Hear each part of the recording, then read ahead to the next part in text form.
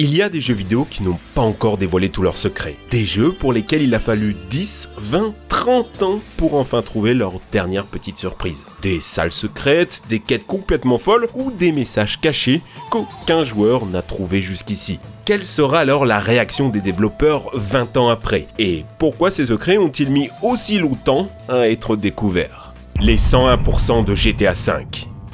Plus de 130 millions de personnes ont déjà acheté et joué à GTA V. C'est juste le troisième jeu le plus vendu au monde. Avec autant de passages, on pourrait se dire que tout allait être rapidement découvert.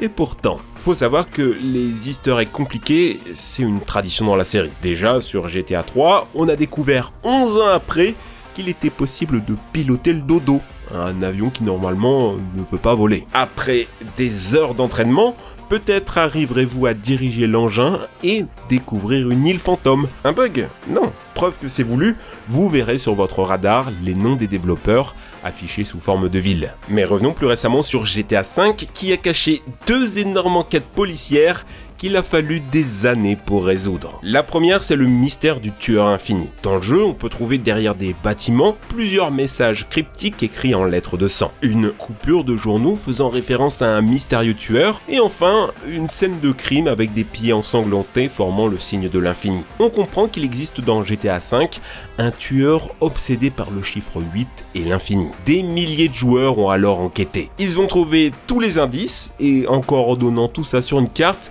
ils ont réussi à trouver l'emplacement des 8 victimes. Et effectivement, elles sont sous l'eau. La deuxième enquête qui a mis des années à être résolue, c'est celle du Bigfoot. Il y a un easter egg assez facile à trouver lors d'une séance de sniper, mais c'est une fausse piste. Car ça va beaucoup, mais alors beaucoup plus loin. Dans le jeu, on peut trouver des peyotes, des plantes hallucinogènes qui nous permettent de nous transformer en 27 animaux différents. C'est déjà pas facile à trouver, mais en plus, si vous récoltez les 27, apparaissent des peyotes dorés. Et les trouver est incroyablement difficile. Vous devez avoir fini le jeu à 100% et vous rendre à un certain endroit à une date précise entre 5h30 et 8h du matin par temps brumeux ou neigeux. Une fois trouvé, mangez le peyote doré et vous pourrez vous transformer en Bigfoot. Là, un jeu normal se serait arrêté là. Mais pas GTA V. Si vous grognez avec votre Bigfoot, vous allez entendre une autre bête rugir au loin. C'est un indice pour découvrir les 7 peyotes dorés, qui, une fois tous mangés, vous permettent de traquer la bête en suivant les cris de ses différentes victimes. Jusqu'à ce qu'enfin, vous puissiez affronter Thompson Scrapyard. Un boss quasi impossible à battre sans code. C'est juste l'un des easter eggs les plus élaborés que j'ai vu de ma vie. Tout ça pour un truc qui aurait potentiellement pu ne jamais être découvert par les joueurs.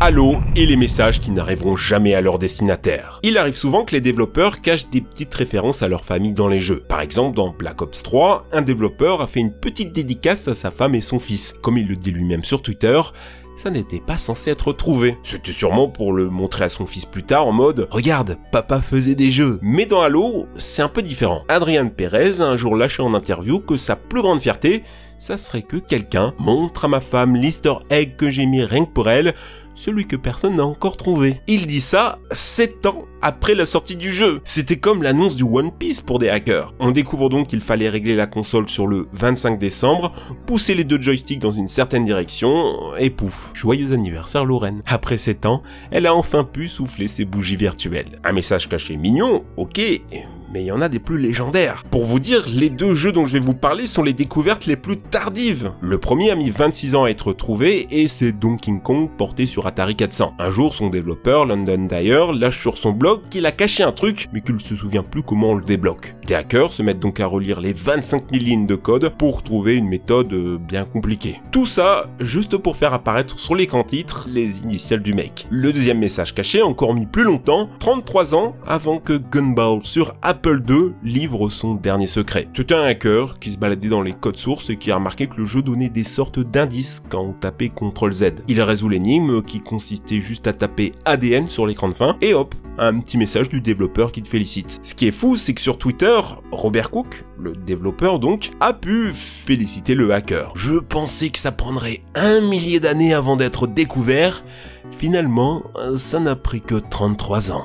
L'easter egg officiel de Nintendo. Il existe dans de nombreux jeux Nintendo une musique secrète. La musique signature du compositeur légendaire Kazumi Totaka. C'est lui qui a signé l'OST de vos jeux favoris. C'est lui qui prête sa voix à Yoshi. C'est lui que représente Totakeke dans Animal Crossing. Depuis bientôt 30 ans, il cache dans tous ses jeux 19 petites notes devenues légendaires.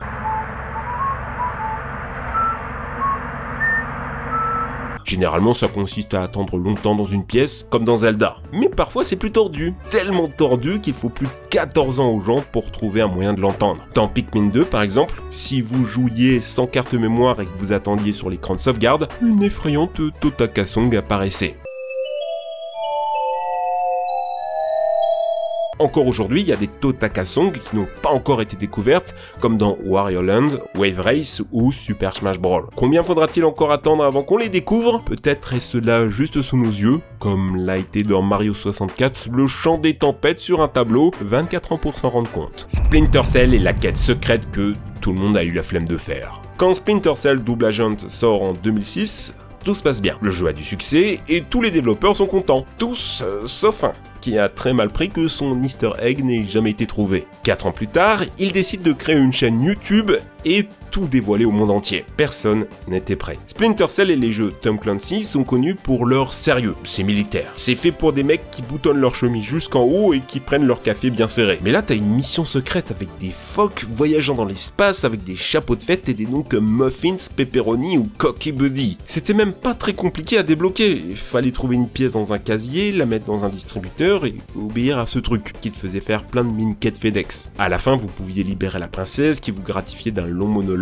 Tout ça pour faire un jeu de mots entre SEALs, qui va à la fois dire phoque, mais aussi agent spécial de la marine américaine. Il y a 2 autres jeux qui ont une quête secrète qui a mis longtemps avant d'être découverte. D'abord dans Gears of War avec une parodie de Duck Hunt, débloquable en trouvant 3 cibles cachées dans des arbres. C'était pas compliqué, mais bon, il a fallu 5 ans pour qu'une chaîne YouTube le trouve. Et deuxième jeu sur Final Fantasy IX, là il a fallu 13 ans pour trouver la quête secrète des frères Nero. La raison, c'est que la quête se débloque quand vous êtes dans le donjon final après 50 heures de jeu. À ce stade-là, qui aurait eu l'idée de retourner à une ville du début du jeu et faire 8 longs allers-retours sans indice entre le donjon final et ici? Personne, à part The Kusabi. Enfin, pour être exact, non. Il a juste trouvé l'astuce dans un vieux guide japonais. C'est ça qui est fou. Cette quête, en fait, était officialisée depuis longtemps au Japon, mais personne n'avait eu l'idée de la traduire et d'importer la méthode en anglais. Wave Race, la blague, tombée à l'eau. Imaginez, vous êtes un développeur, vous pensez avoir fait la blague du siècle, mais personne ne la trouve. C'est ce qui s'est passé pour Wave Race Blue Storm, un jeu développé par Nintendo. Il a fallu presque 10 ans pour qu'on découvre le code du mode trou du cul. C'est pas moi qui l'invente. En 2010, un mec déboule sur un forum, donne le code et demande si ça a déjà été découvert. Personne n'en avait jamais entendu parler. Et vu comment c'est compliqué, c'est pas étonnant. Le code transforme l'audio du jeu en grand n'importe quoi. No mercy. Le commentateur sportif, qui est normalement un mec gentil, devient un trou du cul, d'où le surnom du code. On imagine que si c'est aussi bien caché, c'est parce que c'est un jeu développé 100% par Nintendo. À un détail près, Nintendo aux États-Unis. Si les développeurs américains avaient été cramés à l'époque à mettre des insultes dans un jeu de la firme japonaise, c'était fini pour eux. Même chose pour les développeurs des jeux d'arcade Mortal Kombat, qui ont laissé un code qui aurait pu ruiner les salles d'arcade. Normalement, pour chaque partie sur la borne, tu mets une pièce. Mais il existait un code qui permettait d'accéder au menu développeur et se mettre des crédits à l'infini. Heureusement pour eux, il a fallu 23 ans pour qu'on le découvre. Zelda est la salle beaucoup trop cachée.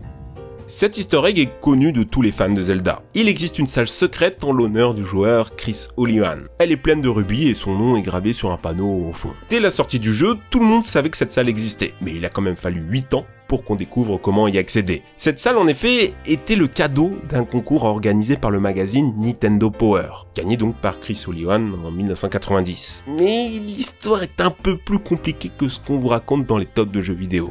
En fait, Nintendo était pas trop chaud pour qu'un magazine décide à sa place de quoi rajouter dans ses jeux. Alors, histoire de faire amende honorable, les traducteurs se sont dit « Bon, on va pas créer de salle, mais on va bien trouver un endroit pour caler ça. » Et ce quelque part, c'est une salle anti-bug utilisée par les développeurs japonais. Voilà pourquoi il faut faire bugger le jeu en saturant la mémoire pour y accéder. Voilà pourquoi aussi le nom de Chris O'Liwan n'est pas présent dans la version européenne, ni dans le portage sur Game Boy Advance. Mais vous savez ce qui est le plus triste? C'est qu'on n'a jamais retrouvé Chris Houlihan. Et si ça se trouve, il ne sera jamais au courant qu'un tel cadeau lui a été fait. Doom a un secret de 24 ans. Doom a beau être un jeu de 1994, c'est seulement en 2018 qu'un joueur a découvert un des derniers secrets du jeu. Ici, pour finir un niveau à 100%, tu dois tuer tous les ennemis et pénétrer dans toutes les zones secrètes. Et bien ça, c'était pas possible dans le niveau 15. La raison, c'est que la zone d'activation du secret était bloquée par une zone de collision juste au-dessus de lui. Le joueur Zero Master a alors eu l'idée de se faire un peu enfoncer dans le sol par l'onde de choc d'un tir ennemi. Il va donc chercher ce monstre par le col, le pousse jusqu'à la zone, se met en mode « Fais-moi mal, daddy », et boum, secret dévoilé. 24 ans après, le créateur du jeu, John Romero, l'a donc félicité sur Twitter, affirmant que le joueur avait réussi à percer son diabolique stratagème. Ouais mais non mon coco, la presse est dupe mais pas les joueurs. Doom 2 est juste codé avec les fesses. Dans le niveau 27, il y a exactement le même problème, un téléporteur, la zone de collision du secret juste en dessous, et impossible de l'atteindre. Doom 2 restera donc impossible à terminer sans un peu tricher. Batman est le jeu de piste qui a duré plus longtemps que prévu. La saga Batman Arkham adore cacher des petits spoilers sur ce que contiendra les prochains jeux. Par exemple, dans Arkham Asylum, il existe une pièce cachée derrière ce mur bizarre, vous le faites sauter et vous découvrez plein d'indices sur les méchants de Arkham City, la suite qui sortira 2 ans plus tard. C'est mignon, ça hype, mais qu'est-ce qui arrive quand les joueurs ne trouvent pas le secret avant la sortie du jeu? C'est ce qui s'est passé dans Arkham City, qui devait annoncer Arkham Knight. Les joueurs n'ont rien trouvé même après 3 ans. Et vu que ça commençait à faire tard, c'est le studio lui-même qui a tout expliqué dans une vidéo YouTube. Le pire, c'est que c'était un peu claqué. Fallait régler sa console sur la date d'anniversaire du studio et aller parler à Calendarman. Le concept du personnage, c'est qu'à certaines dates dans l'année, il y a des dialogues spéciaux. C'est facile à deviner avec le calendrier au mur. Sauf qu'ici, la date d'anniversaire du studio n'y est pas, il fallait deviner un peu tout seul. Et autant dire qu'un peu tout le monde s'en fout, du coup ça n'a jamais été trouvé. L'ombre mystérieuse de Resident Evil 4. Cacher des petites références rigolotes dans un jeu, c'est la base. Des creepers dans Borderlands, un Metroid dans Donkey Kong ou une scène de Star Wars dans Oblivion. Parfois ça mène à des mystères, comme dans Mario, avec les célèbres ombres fantômes, donc aucune raison n'ait jamais été donnée par Nintendo. C'est sûrement là pour faire un peu peur, nous surprendre. Et si je vous dis qu'une telle ombre existe dans Resident Evil 4, pour un jeu d'horreur, ça paraît normal. Sauf que c'est beaucoup plus compliqué que ça. 12 ans après la sortie du jeu, le youtubeur SR212787 a trouvé quelque chose d'étrange. En entrant un hack qui lui permet d'avoir une caméra qui peut se balader un peu partout, il s'approche d'un bateau texturé dans le fond et tombe nez à nez avec une silhouette dans l'ombre. Impossible de la voir de près comme de loin. Avec un autre hack, il désactive l'épée brouillard et, surprise, c'est une femme en doudoune verte. Qu'est-ce que ça vient foutre là? Est-ce que c'est la femme d'un développeur ou une blague potache? 12 ans pour trouver ça, c'est énorme dans un jeu aussi culte. Un jeu qui a été retourné dans tous les sens par des milliers de hackers et speedrunners. Autant dire que c'est vite devenu un mème mondial que pourtant jamais aucun développeur n'a commenté. J'ai adoré faire cette vidéo. Elle m'a rappelé qu'il existait encore des trucs cachés dans notre monde, des secrets que vous pouvez encore, vous, là, découvrir. Certes, aujourd'hui, ça demande un peu plus de compétences techniques. Fouiller dans le code du jeu. Comprendre comment saturer suffisamment la mémoire pour enfin capturer Mew ou jouer la Master Hand. Fouiller suffisamment profond pour découvrir qu'il y a un émulateur NES dans Animal Crossing ou un émulateur ZX Spectrum dans Golden Eyes. Imaginez seulement la joie des hackers quand ils tombent là-dessus sans savoir que ce sont les premiers au monde à l'avoir trouvé. Par exemple, en décembre 2019, c'est grâce à des programmeurs qu'on a réussi à accéder à l'ultime easter egg de Futurama. Pendant 16 ans, des gens voyaient bien qu'il y avait un œuf derrière un mur, mais personne ne savait comment y accéder. Un hacker a fait du reverse engineering et a réussi à trouver la combinaison d'actions incroyablement complexe. C'était juste impossible à trouver si t'étais pas développeur. Alors, si vous aussi vous avez l'âme d'un bidouilleur, je ne saurais trop vous conseiller de vous lancer dans cette grande chasse au trésor. Si la vidéo vous a plu, pensez à la liker et à vous abonner à notre chaîne. Ça nous montre que ce format vous plaît et qu'on peut faire plus de vidéos autour du jeu vidéo. Merci à Kélian et Matarte pour l'aide précieuse. Allez les amis, ciao!